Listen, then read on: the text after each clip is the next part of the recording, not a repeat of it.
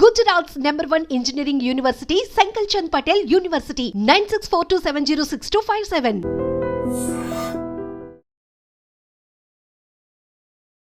Hi to everyone, this is your Pawan. Most of the people stock మార్కెట్లో knowledge లేకుండా trading చేసి చాలామంది loss అవుతున్నారు.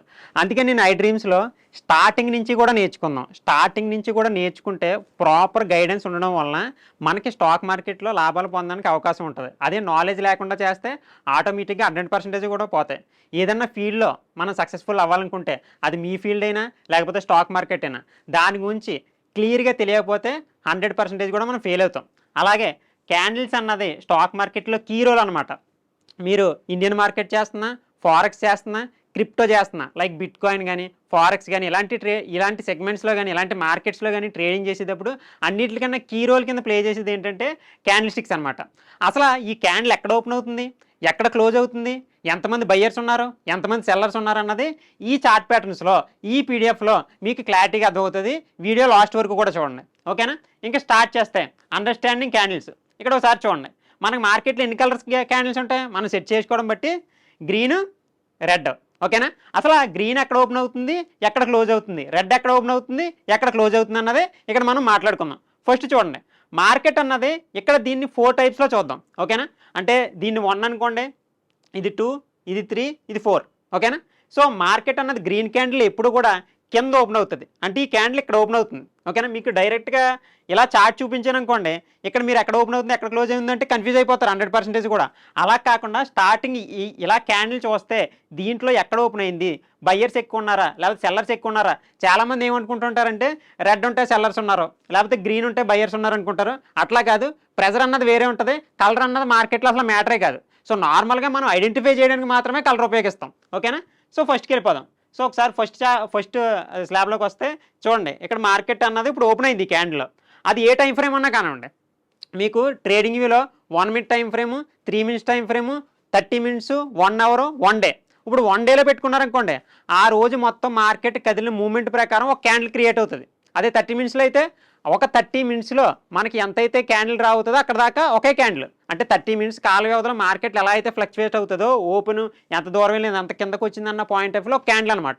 సో ఈ విధంగా చూసుకుంటే మనం ఓపెన్ అయ్యి అన్నది అంత ఇంపార్టెంట్ అనమాట. చూడండి, ఇప్పుడు గ్రీన్ క్యాండిల్ ఇక్కడ ఓపెన్ అయింది, స్టార్టింగ్ తర్వాత ఎక్కడికి వెళ్ళింది, అందరూ కూడా ఇక్కడికి వెళ్ళిపోయింది అనుకుంటారు, కానీ అట్లా కాదు. ఓపెన్ అయిన తర్వాత ముందు లోకి వచ్చింది, కిందకు వచ్చింది, అంటే అది స్టార్టింగ్ రెడ్ క్యాండిల్. దాని తర్వాత మళ్ళీ మార్కెట్ అన్నది అప్ సైడ్ రైజ్ అయ్యి హైకి టచ్ అయింది.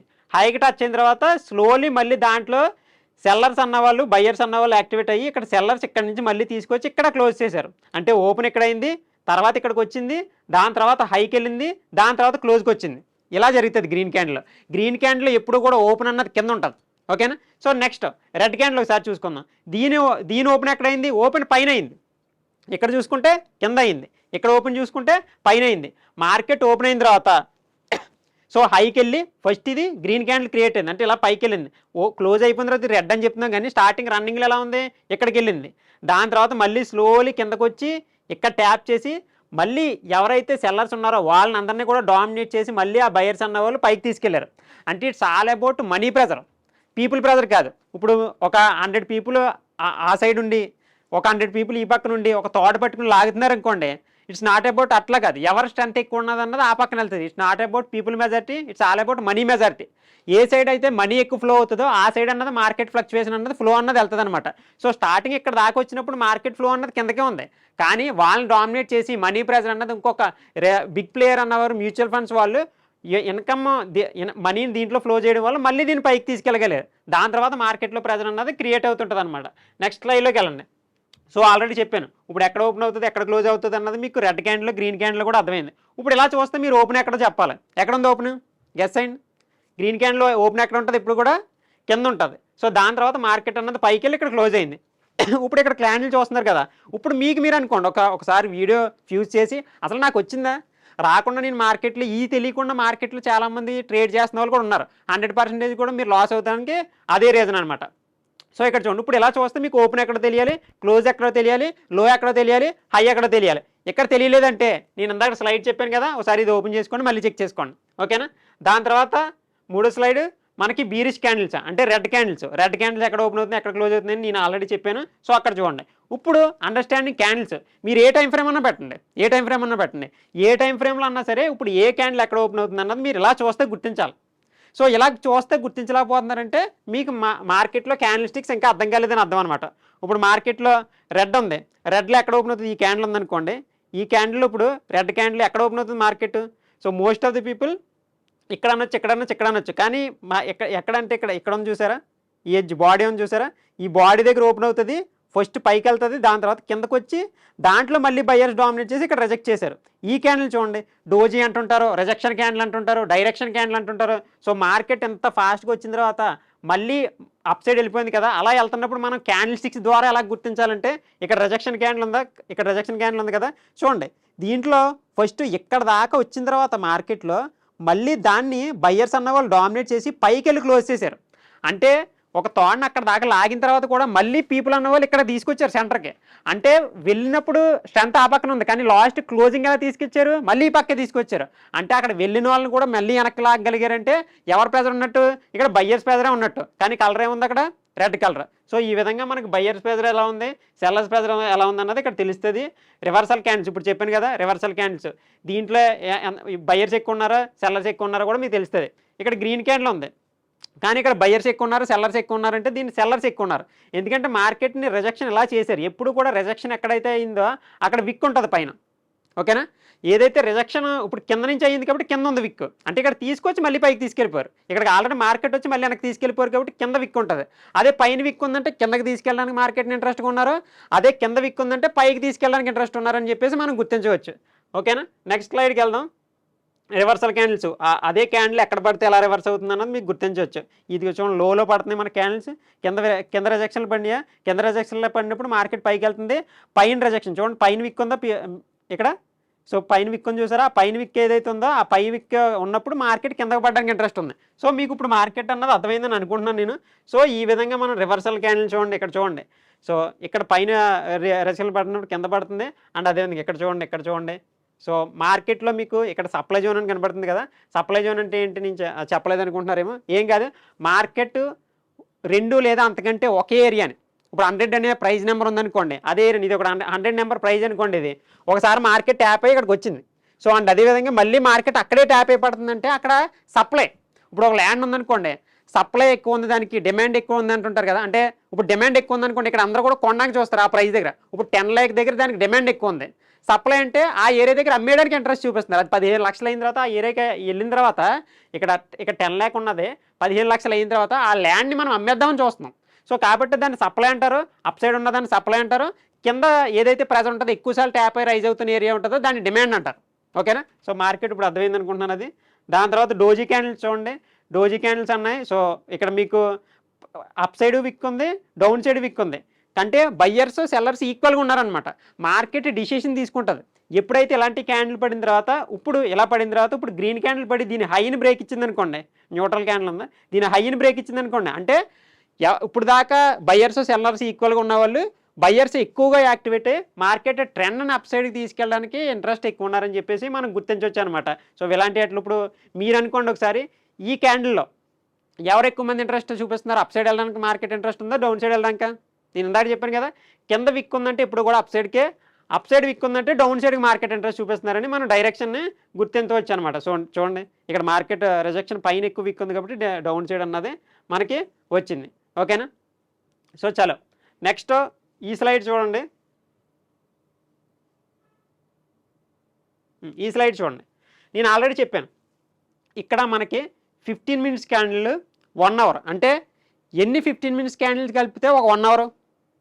సో 4 15 మినిట్స్ అంటే 15 మినిట్స్కి ఒక క్యాండిల్ క్లోజ్ అవుతుంది, 15 మినిట్స్కి ఒక క్యాండిల్ క్లోజ్ అవుతుంది. అలా 15 మినిట్స్ క్యాండిల్స్ క్లోజ్ అయితే ఒక 1 అవర్ క్యాండిల్, అంతే కదా. ఇప్పుడు ఒక 1 అవర్లో ఎన్ని మినిట్స్ ఉంటాయి, 60 మినిట్స్ కదా. సో 60 మినిట్స్ అంటే 1 మినిట్ క్యాండిల్స్ 60 పడితే 1 అవర్ క్యాండిల్. అదే డే కంటే మార్కెట్ ఎన్ని అవర్స్ ఉంటుంది, 6 అవర్స్ ఉంటుంది. సో 6 అవర్స్ కలిపి ఒక డే క్యాండిల్, ఓకేనా. సో ఇలా మనకి చూడండి, ఇది చూడండి, ఇప్పుడు మీకు అర్థమవుతుంది. Market first 15 minutes candle starting ఎక్కడ ఓపెన్ అయిందంటే ఇక్కడ ఓపెన్ అయింది కదా, ఎందుకంటే ఓపెనింగ్ క్లోజింగ్ ఎలాగ అర్థమైంది కదా మీకు. సో ఇక్కడ ఓపెన్ అయింది, దాని తర్వాత మార్కెట్ ఏమైంది, స్లోలీ నెక్స్ట్ క్యాండిల్ ఇక్కడ దాకా వచ్చింది. ఈ ఓవరాల్ 4 క్యాండిల్స్లో ఓపెనింగ్ ఇక్కడ అన్నిటికంటే కిందకు వచ్చిన క్యాండిల్ ఏదంటే ఇక్కడికే కదా వచ్చింది. ఇక్కడ ఇది లో, కాబట్టి లో డ్రా చేశారు. దాని తర్వాత హై ఎక్కడికి వెళ్ళింది, ఈ 4 క్యాండిల్స్లో పైకి వెళ్ళిన మూమెంట్ ఏది అంటే ఇక్కడికే. సో హై ఇక్కడ జనరేట్ చేసింది. దాని తర్వాత మార్కెట్ అన్నది స్లోలీ ఇక్కడికి వచ్చి ఇక్కడ క్లోజ్ చేసింది. కాబట్టి ఇది ఓపెన్, ఇది లో, ఇది హై, ఇది క్లోజ్. కాబట్టి ఏదైతే ఈ వెనక్కి వచ్చేసిన రిజెక్షన్ ఉందో అది విక్స్ కింద కన్వర్ట్ అయింది. ఏదైతే మధ్యన బాడీ ఉందో ఓపెన్ క్లోజ్ మధ్యన బాడీ ఉంది, ఇక్కడ ఓపెన్కి క్లోజ్కి మధ్యన ఉన్నది చూసారా ఈ లైన్లు, ఈ రెండు లైన్ల మధ్య భాగమేమో బాడీ కింద కన్వర్ట్ అయింది. అలా అనమాట 1 అవర్ టైం ఫ్రేమ్ ఇంకో అలా మనం 1 అవర్ టైం ఫ్రేమ్ కానీ 15 మినిట్స్ కానీ అలా మనం మోడిఫై చేసుకోవచ్చు అనమాట. అంటే లోవర్ లెవెల్ నుంచి హయ్యర్ లెవెల్ నుంచి కొంతమంది అంటుంటారు 15 మినిట్స్ క్లోజింగ్ తర్వాత మనం 3 మినిట్స్లో ఎంట్రీ తీసుకోవాలని చెప్పేసి. అంటే అలా ఎలా గుర్తిస్తారంటే ఇట్లాగే. సో 15 మినిట్స్లో అనాలిసిస్ చేసి తర్వాత 3 మినిట్స్లోకి మోడిఫై చేసి దాన్ని మనం ఎంట్రీ కింద మనం తీసుకోవచ్చు అనమాట. ఓకేనా. దాని తర్వాత నెక్స్ట్ ట్రైల్లోకి వెళ్తున్నాను, మీకు అర్థమవుతుంది అనుకుంటున్నాను నేను. సో ఇక్కడ చూడండి, ఇందాక చెప్పాను కదా 1 మినిట్ టైం ఫ్రేమ్లో క్యాండిల్ ట్రేడింగ్ వేలో మీకు మేబీ ట్రేడింగ్ తెలిస్తే అర్థమవుతుంటుంది మీకు. చూడండి ఇప్పుడు ఫస్ట్ క్యాండిల్ ఎక్కడ ఓపెన్ అయింది, ఇక్కడ ఓపెన్ అయింది. 15 మినిట్స్లో ఎన్ని 1 మినిట్ క్యాండిల్ ఉంటాయి, ఎన్ని ఉంటాయి 15 కదా. సో చూడండి ఇక్కడ లెక్కటండి 15 క్యాండిల్స్ ఉంటాయి మీకు. 15 క్యాండిల్స్ ఫస్ట్ క్యాండిల్ ఓపెనింగ్ ఎక్కడైంది, తర్వాత లో ఎక్కడికి వచ్చింది, తర్వాత హై ఎక్కడ జనరేట్ చేసింది, లో ఎక్కడ జనరేట్ చేసింది. ఏదైతే ఓపెన్ క్లోజ్ మధ్య భాగాన్ని మనం బాడీ కింద, ఏదైతే పైకి వెళ్ళి మళ్ళీ రిజెక్షన్ వచ్చి ఇక్కడికి వస్తుంది కదా దాన్ని విక్ అప్ సైడ్ విక్ కింద, ఏదైతే కిందకు వచ్చి మళ్ళీ పైకి వెళ్ళిపోయిందో దాన్ని లోవర్ విక్ కింద మనం కన్వర్ట్ చేసుకుంటాం అనమాట. ఓకేనా. సో ఇది కూడా అర్థమైంది అనుకుంటున్నాను. తర్వాత ఈవినింగ్ స్టార్ అంటే ఏంటంటే మార్కెట్లో మనకి ఎలా జనరేట్ అయింది అనుకోండి. ఇక్కడ చూడండి ఇది 5 మినిట్స్ క్యాండిల్, ఇది 5 మినిట్స్ క్యాండిల్, ఇది 5 మినిట్స్ క్యాండిల్, 5 మినిట్స్ క్యాండిల్ కలిపితే ఒక 15 మినిట్స్ క్యాండిల్ కదా. ఓకేనా. సో మీకు 5 మినిట్స్లో ఇలా 3 క్యాండిల్ వచ్చాయంటే 15 మినిట్స్లో ఎలా ఉంటుంది అది. ఓకేనా, అర్థమైంది అనుకుంటున్నాను. సో ఇక్కడ ఓపెన్ అయింది, ఇక్కడ క్లోజ్ అయింది, ఇలా మనకు కనబడుతుంది కదా. సో రిజెక్షన్ డౌన్ సైడ్ ఉంది కాబట్టి మీకు సైకాలజీ అర్థమైతే సరిపోతుంది. ఇలా ఎప్పుడైతే క్యాండిల్ రాయిందో దాన్ని ఈవినింగ్ స్టార్ అని, షూటింగ్ స్టార్ అని చెప్పేసి నేమ్స్ ఉంటాయన్నమాట. ఇది ఎక్కడ క్రియేట్ అవుతుందో చెప్పండి. మార్కెట్లో ఇది అప్ సైడ్ డ్రా అవుతుందా, రిజెక్షన్ పైన ఉంది కాబట్టి అప్ సైడ్ డ్రా అవుతుంది, డౌన్ సైడ్ డ్రా అవుతుందా, majority times up side draw అవుతుంది.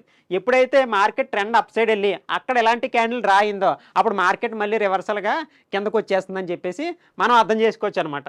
ఓకే. సో దాని తర్వాత చూడండి చెప్పాను కదా ఈవినింగ్ స్టార్ కానీ, షూటింగ్ స్టార్ కానీ,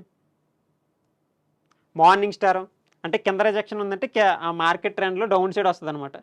ఇక్కడ చూడండి మార్నింగ్ స్టార్ కింద వస్తుంది కదా.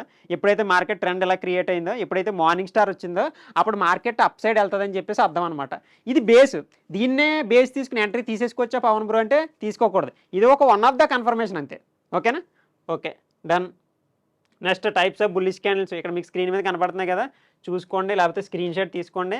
మీకు ఎవరైతే ట్రేడింగ్లో మనీ ఎర్న్ చేద్దాం అనుకుంటున్నారో, అంటే వేరే వాళ్ళు కాల్స్ ఇస్తే కానీ వేరే వాళ్ళు చెప్తే ఎంట్రీ తీసుకునే వాళ్ళు అయితే మీరు 100% కూడా లాస్ అవుతారు. ఎవరైతే నేర్చుకుందాం అనుకుంటున్నారో వాళ్ళకి ఈ పీడిఎఫ్ అన్నది చాలా బాగా ఉపయోగపడుతుంది. కింద మీరు పీడిఎఫ్ అని కామెంట్ చేయండి, స్క్రీన్ మీద మీకు నెంబర్ కనపడుతుంది, ఆ నెంబర్కి వాట్సాప్ మెసేజ్ చేస్తే ఈ పీడిఎఫ్ అన్నది మీకు వాట్సాప్లో సెండ్ చేస్తాను నేను. ఓకేనా. చలో కింద కామెంట్ మాత్రం చేయాలి, కింద పీడిఎఫ్ అని కామెంట్ చేయండి, దాని తర్వాత సెండ్ చేస్తాను నేను. ఓకేనా. తర్వాత ఇక్కడ చూడండి ప్రతిదీ కూడా క్యాండిల్స్ కానీ, మార్బోజీ క్యాండిల్స్, బీరిస్ క్యాండిల్స్, బుల్లిష్ క్యాండిల్స్ అని చెప్పేసి కనబడుతున్నాయి కదా. ఇవన్నీ కూడా రిజెక్షన్లు కానీ సైకాలజీ స్టార్టింగ్ చెప్పాను కదా, ఆ ఒక్క సైకాలజీ మీకు క్లియర్గా అర్థమైతే మొత్తం కూడా అర్థమైనట్టే. మార్బోజీ క్యాండిల్స్ అంటే రెడ్ గ్రీన్ ఒకేసప్పుడు పక్కన పడడం. చూడండి ఈవినింగ్ స్టార్లు అంటే పైన పడతాయి. ఓకేనా. సో పైన పడితే కిందకి మార్కెట్ వచ్చే అవకాశం ఉంటుంది.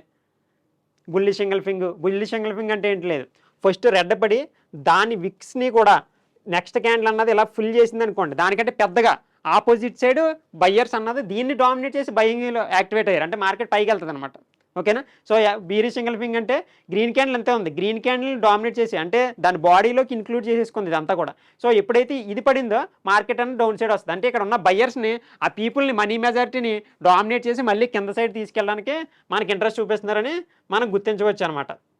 ఓకేనా. దాని తర్వాత బీరిష్ ఎంగల్ఫింగ్ ఇక్కడ ఆ చార్ట్ అయితే ఏదైతే చెప్పానో అది రియల్ చార్ట్లో మీకు ఎలా వర్కౌట్ అవుతుందో చూడండి. ఇక్కడ చూడండి రెడ్ క్యాండిల్ పడిందా, రెడ్ క్యాండిల్ మొత్తం ఈ గ్రీన్ క్యాండిల్ అన్నది ఫిల్ చేసిందా, దాని తర్వాత మార్కెట్ అప్ సైడ్ వెళ్ళడం మొదలుపెట్టింది. ఓకేనా. ఇక్కడ చూడండి ఈ గ్రీన్ క్యాండిల్ ఉందా, ఈ గ్రీన్ క్యాండిల్ ఫుల్గా రెడ్ క్యాండిల్ ఫిల్ చేసిందా, అది ఎప్పుడైతే క్రియేట్ అయిందో మార్కెట్ కింద పడడం మొదలుపెట్టింది. ఈ విధంగా మార్కెట్ అన్నది డైరెక్షన్ తీసుకుంటా ఉపయోగపడుతుంది అనమాట.